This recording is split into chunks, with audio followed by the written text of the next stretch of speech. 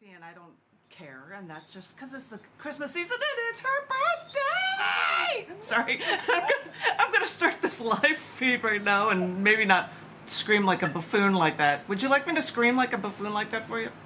Yes, please. Oh, Tom says yes, I should scream like a buffoon for Teresa. So it's Teresa's birthday, yippee, yippee, skippy! Ladies and gentlemen, boys and girls, welcome to this installment of Poetic License, and I am triple plus thrilled that Teresa's here, and it's her birthday, and you can't see her on the live feed, but she's here, I can see her here, and happy birthday. And we'll take turns reading poetry, and it doesn't have to relate to Christmas, but I always put the Christmas stuff up. And silly aside, we took a photo last night. We went out and I bought Christmas ornaments, really big ones that are on this tree, which makes it look like a bubble bath, this tree, but they're expensive, and I bought them from Neiman Marcus. I think Chicagoans are the only ones that call Neiman Marcus needless markup. My sister Lorelai said that to me, and I'm like, it's needless markup. And then I said that to John, and he's like, I've heard that before, but you know, I've only heard it in Chicago. And I'm like, well, maybe that's a Chicago thing. I don't know. So I bought ornaments that probably cost, you know, close to the price of a new tree. Hey, and Richard Kent is showing up too. And then I bought more ornaments, so I'm like, I have to put them up and make a big old bubble bath out of the whole thing. So I should be reading, and I will say hello to Richard when he shows up. Well, I'm saying it now. And I will start by reading poems like I do, so that everybody can go in their rounds, and then I can scream happy birthday to Teresa again, because that's how I roll. I am going to start by reading a couple of poems from the new issue releases, and I always release cc&d stuff first. And the December 2022 issue is titled Lasting Forever. Lasting Forever. Hello, Richard, who just showed up in the meeting. Poem titles are based on accepted writing within the book. We find a good title and we say, hey, we're going to go with that. And Lasting Forever was one of them, and I thought, I'm going to have a sequoia from redwood forests, which lasts for hundreds of years. I was thrilled to be able to go and visit them and crawl into one of these little holes, because they're just massive, wonderful trees. And then I heard of forest fires in California destroying some of them, and I'm heartbroken.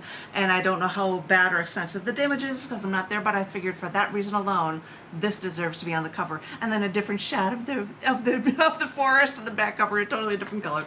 But the first poem that I was going to do from this book is a poem that I believe John F. McMullen, because he may have bought a copy, also appears in the book Shattering the Glass Ceiling. Shattering the Glass Ceiling. And I see Susan is here. Hello, hello. And this first one will be from that. And because it talks about a bunch of issues, I have a series of rape poems in the beginning of the book, and I'm going to read one of them for you.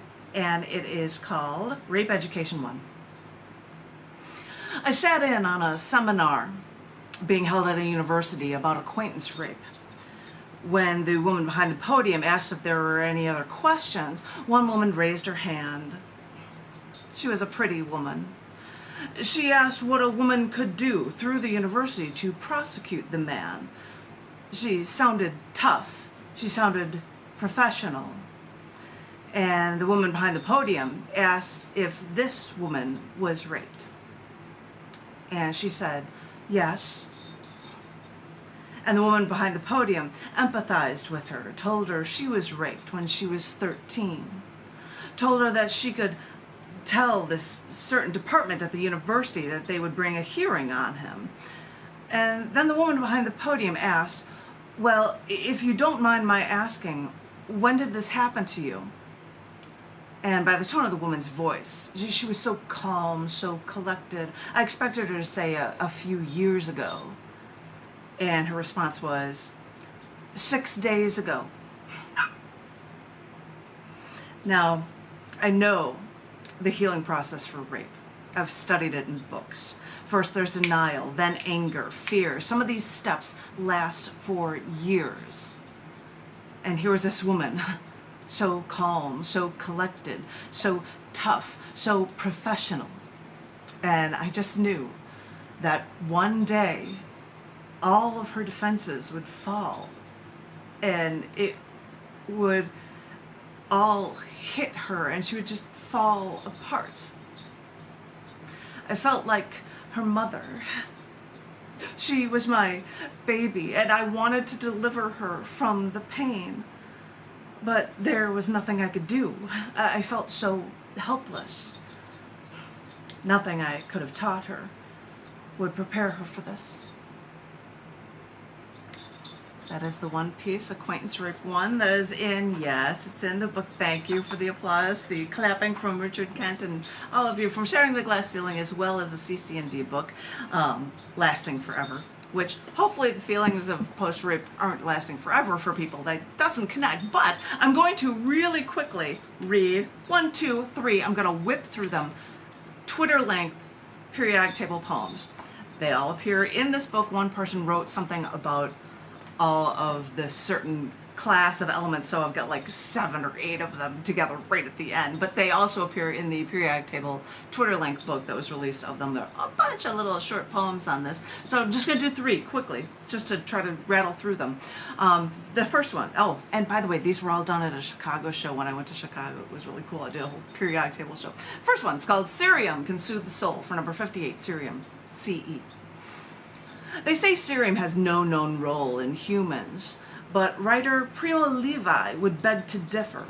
When he was in Auschwitz's concentration camp, he found a supply of ferrocerium and bartered with it for food. Some say cerium's toxic, but look at history. I say that cerium can save lives. If you want to see the images better, click online. Next one, neodymium, because I want to go through this quickly so that we have our space. Neodymium magnets up your nose. This is for number 60, neodymium ND. Bored during coronavirus self-isolation led to an Australian astrophysicist placing neodymium magnets on both sides of both nostrils until the magnets up his nostrils stuck to each other through his nose. He had to go to the hospital to get the neodymium stuck out from the inside of his nose. It's just such a crazy story. The neodymium is such a strong magnetic thing that they just went thunk and they just stuck together inside of his nose. And he had to go to the hospital to try to remove magnets from his nose. Last one, Sumerium made the music play, number 62, Sumerium, SM. We're obsessed with having everything and taking it with us whenever we want.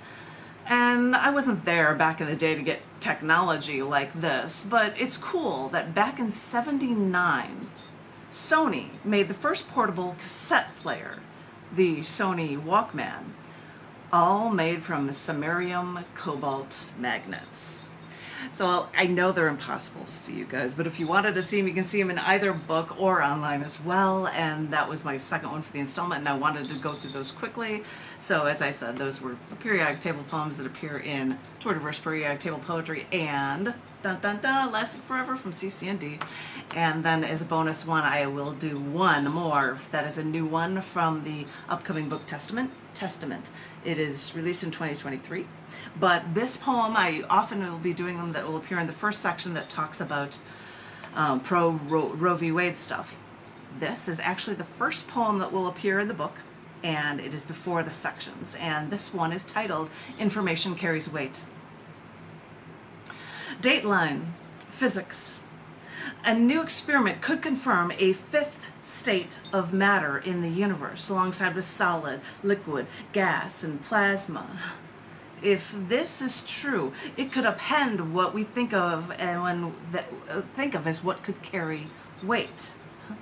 Physicist Dr. Melvin Vopsum has already published research suggesting that information has mass and that all elementary particles store information. DNA for humans does this too, but if this is true, everything stores information, and information carries weight.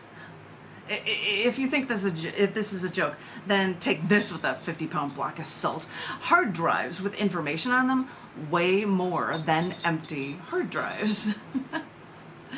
If information were a fifth state of matter, it would change physics as we know it, expanding our understanding of the universe, all while in harmony with the laws of physics.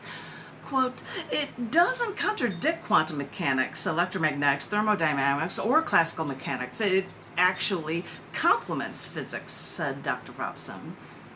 Not unlike a poem. Dr. Robson even postulated that if information is the fifth state of matter, it may even explain that dark matter we keep guessing about but cannot see. Latest scientific papers outline how to put these theories to the test to detect and measure the information in elementary particles by annihilating them. Energy would turn into gamma photons. Particles containing information would convert into low-energy infrared photons. So these infrared photons would emerge after erasing information. If this is true, maybe information is a fundamental building block of our universe. So maybe it's true that all the information we ever knew, from the genocide of millions to destroying dictators or building bridges or traversing skyscrapers, all that with learning the fluidity of dance, listening to music, studying art, reading and writing poetry. Maybe it all melds with the histories taught in schools or the periodic table we memorized in class and thought we'd never have a need for. Maybe all that physics is stuck in the back of our brains to make us stronger or to give us the weight we need when facing new challenges accosting our rights. When people try to push us backward, maybe this information gives us our tools to fight ignorance until we can move forward again. We never thought we needed all that information, but we didn't realize information carries weight, and that information may be the most fundamental force of all. There's your first poem, Information Carries Weight.